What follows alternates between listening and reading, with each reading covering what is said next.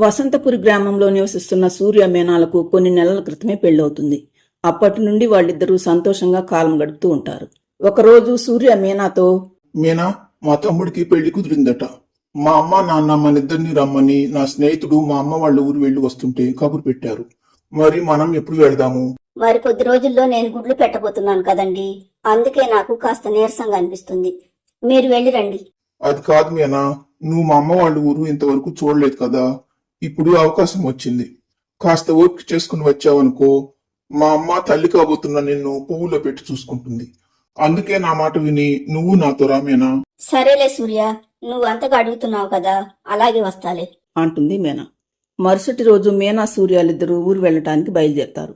సూర్య వాళ్ళ ఊరికి వెళ్లాలంటే మధ్యలో ఒక అడవి తగులుతుంది. సూర్య మీనాలిద్దరూ అడవిలో మాట్లాడుకుంటూ వెళ్తుండగా వాళ్లకు ఒక పెద్ద పులి గాండ్రింపు వినపడుతుంది. దాంతో సూర్య మీనాతో, మీనా, ఇక్కడికి దగ్గరలో పెద్ద పులి సంచరిస్తూ ఉన్నట్లుంది. మనం వెంటనే వెనక్కు వెళ్లి ఎక్కడైనా దాక్కుందాం పద. అది వెళ్లిపోయిన తర్వాత మళ్ళీ మనం ముందుకు వెళ్దాం అని సూర్య అంటుండగానే పెద్ద పులి వాళ్ల వైపు వస్తూ కనిపిస్తుంది. దాంతో సూర్య మీనాలిద్దరూ వెనక్కు తిరిగి పరుగు లంకించుకుంటారు. కొద్ది దూరం వచ్చిన తర్వాత సూర్య గుబురుగా ఉన్న చెట్ల పొదల్లోకి దూరతాడు. కానీ మీనా అదేమీ గమనించకుండా ముందుకు పరిగెడుతూ చూసుకోకుండా ఒక పెద్ద చెట్టును ఢీకొడుతుంది. దాంతో మీనా ఎగిరిపడటంతో స్పృహ తప్పుతుంది. చాలాసేపటి తర్వాత సూర్య నెమ్మదిగా బయటకు వస్తాడు. కానీ మీనా ఎటువైపు పరిగెత్తిందో తెలియని సూర్య చుట్టుపక్కలంతా వెతుకుతాడు. కానీ మీనా ఎక్కడా కనిపించదు. దాంతో సూర్య పిచ్చివాళ్లాగా అడవంతా మీనా కోసం తిరుగుతూ ఉంటాడు. మరొకవైపు మీనాకు మెలకువ వచ్చి నిలబడి చుట్టుపక్కలంతా అయోమయంగా చూస్తూ ఉంటుంది.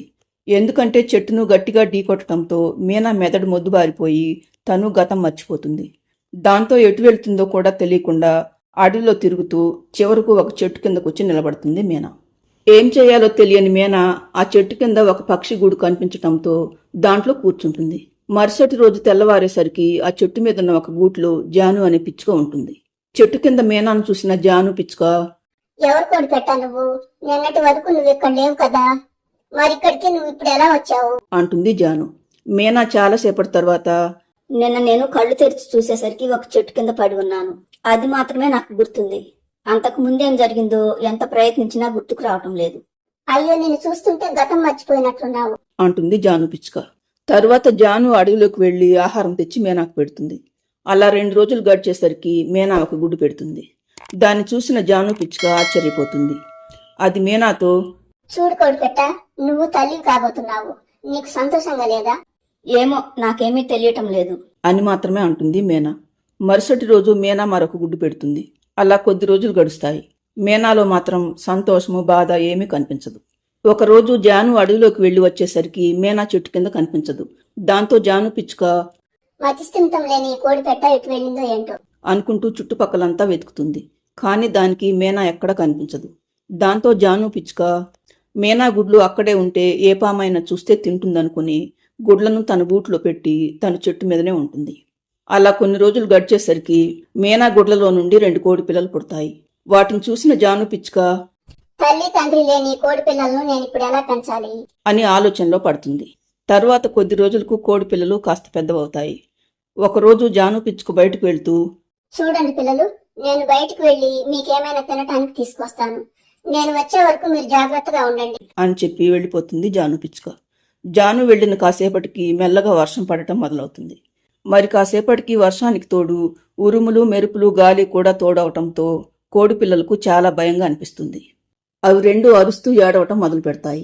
మరి కాసేపటికి గాలి మరీ ఎక్కువ అవటంతో చెట్టు మీదున్న గూడు కోడి పిల్లలతో సహా ఎగిరి నేల మీద పడుతుంది. దాంతో కోడి పిల్లలు మరింత బెదిరిపోతాయి. కానీ ఆ చిన్ని కోడి పిల్లల బాధను పట్టించుకునేవారు ఎవరూ ఉండరు. మరోవైపు జాను పిచ్చుక ఒక చెట్టు కింద నిలబడి, నేను వర్షంలో ఎగరలేక ఈ చెట్టు కింద తలదాచుకోవాల్సి వచ్చింది. పాపం ఆ చిన్ని కోడి పిల్లలు ఒంటరిగా ఎంత భయపడుతున్నారు అనుకుంటుంది జాను పిచ్చుక. కాసేపటికి వర్షం తగ్గుముఖం పట్టడంతో జాను ఊపిరి పీల్చుకుని తన గూటు దగ్గరకు వస్తుంది. కానీ అక్కడికి వచ్చి చూసిన జాను పిచ్చుక తన గూడు నేల మీద పడి ఉండటం, కోడిపిల్లలు అక్కడ లేకపోవడంతో చాలా కంగారు పడుతుంది. వెంటనే కోడిపిల్లల కోసం అడవిలో వెతకటం మొదలు పెడుతుంది జాను పిచ్చుక. మరోవైపు కోడిపిల్లలు 2 ఏడుస్తూ అడవిలో తిరుగుతూ ఉంటాయి. ఉదయం నుండి ఏమీ తినకపోవడంతో పాపం వాటికి చాలా ఆకలిగా అనిపిస్తుంది. కానీ ఆహారం ఎలా సంపాదించుకోవాలో తెలియని ఆ కోడిపిల్లలు ఆకలి బాధ భరించలేక నీరసంగా ఒక చెట్టు కింద నిలబడతాయి. ఇంతలో వాటిలో ఒక కోడిపిల్ల కళ్ళు తిరిగి నేల మీద కొరిగిపోతుంది. దాంతో మిగిలిన మరో కోడిపిల్ల గట్టిగా అరవటం మొదలుపెడుతుంది. అప్పుడే ఆ కోడిపిల్లల తండ్రి సూర్య కొంత ధాన్యాన్ని తీసుకుని అటుగా వెళుతూ ఉంటాడు. కోడిపిల్ల అరుపులు వినపడటంతో సూర్య కోడిపిల్లల దగ్గరకు వస్తాడు. అరుస్తున్న కోడిపిల్లతో సూర్య, ఏంటమ్మా ఎందుకలా ఏడుస్తున్నావు? అయ్యో అదేంటి ఈ కోడిపిల్ల ఇలా పడిపోయింది? ఉదయం నుండి నేను మా తమ్ముడు ఏమీ తినలేదండి. అందుకే మా తమ్ముడు కళ్ళు తిరిగి కింద పడిపోయాడు. అయ్యో అలాగా, ముందు వాడిని పైకి లేపి ఆహారం పెడతాను అంటాడు సూర్య. తరువాత కొద్దిసేపటికి సూర్య కోడిపిల్లల రెంటిని తీసుకుని తను ఉండే గుహ లోపలికి వస్తాడు. అప్పటి నుండి కోడిపిల్లలు రెండు సూర్య దగ్గరే ఉండిపోతాయి. మరోవైపు జాను పిచ్చుక కోడిపిల్లల కోసం వెతుకుతూ ఉండగా ఒకచోట మీనా కోడి ఒక చెట్టు కొమ్మ మీద పడటంతో అరుస్తూ ఉంటుంది. దాంతో జాను పిచ్చుక మీనా దగ్గరకు వచ్చి చెట్టు కొమ్మను తప్పించి మీనాను బయటకు తీస్తుంది. మీనాను చూసిన జాను పిచ్చుక ఆశ్చర్యంగా, కోడి పెట్టా నువ్వా? నీ గుడ్లను వదిలేసి ఎన్ని రోజులు ఎక్కడికి వెళ్ళిపోయావు? గుడ్లేంటి? అసలు నువ్వెవరు? అదేంటి కోడి పెట్ట, నువ్వు నేనుండే చెట్టు కిందనే ఉండి 2 గుడ్లు కూడా పెట్టావు కదా, మరి నన్ను గుర్తుపట్టడం లేదేంటి? నువ్వేమంటున్నావో నాకేమీ అర్థం కావటం లేదు పిచ్చుక. నేను నా భర్త మా అత్తవారింటికి వెళ్తుంటే ఒక పెద్ద పులి మా వెంట పడింది. దాంతో నేను ఒక చెట్టుని ఢీకొట్టాను. అంతవరకు నాకు గుర్తుంది. తరువాత ఏం జరిగిందో నాకు తెలీదు అంటుంది మీనా. దాంతో జానుకు పరిస్థితి కొంతవరకు అర్థమవుతుంది. అంటే నీకు మర్చిపోయిన గతం గుర్తుకు వచ్చినట్టుంది మేనా. తర్వాత జరిగిందేమిటో నేను చెప్తాను విను. అని మీనా చెట్టు కిందకు వచ్చినప్పటి నుండి జరిగిన విషయం మొత్తం చెప్తుంది జాను. అవును జాను, నేను నా భర్త ఊరికి బయలుదేరటానికి ముందే నేను తల్లిని కాబోతున్నానని మాకు తెలుసు. అయితే ఈ అడవిలోకి వచ్చిన తర్వాత నేను గుడ్లు పెట్టానన్నమాట. మరి నా పిల్లలేరు జాను, నేను వెంటనే వాళ్ళని చూడాలి. మీ జీవితాలతో ఆ దేవుడు ఇంకా ఆటలాడుతూనే ఉన్నాడు మేనా. ఏ వర్షం వల్ల అయితే చెట్టు కొమ్మ విరిగి నీ మీద పడి నీకు గతం గుర్తుకు వచ్చిందో ఆ వర్షమే మళ్ళీ నీ పిల్లలను నీకు దూరం చేసింది. ఉదయం వర్షం రాకముందు నీ పిల్లల్ని చెట్టు మీద ఉండమని చెప్పి నేను వాళ్ళకి ఆహారం తీసుకురావడానికి వెళ్ళాను. తిరిగి వచ్చి చూసేసరికి చెట్టు మీద ఉండాల్సిన గూడు నేల మీద ఉంది. గూట్లో ఉండాల్సిన పిల్లలు మాత్రం అక్కడ లేరు అంటుంది జాను. దాంతో మీనా తన దురదృష్టానికి ఆడవటం మొదలు పెడుతుంది. నువ్వేమి బాధపడకు మేనా, మనిద్దరం కలిసి నీ పిల్లల్ని వెతుకుదాం. అవసరమైతే నా స్నేహితుల సహాయాన్ని కూడా తీసుకుంటాను. వెళ్దాం పద్మేనా అంటుంది జాను పిచ్చుక. వాళ్ళిద్దరూ వెళ్తుండగా వాళ్లకు జాను పిచ్చుక స్నేహితురాలు ఉడత కనపడుతుంది.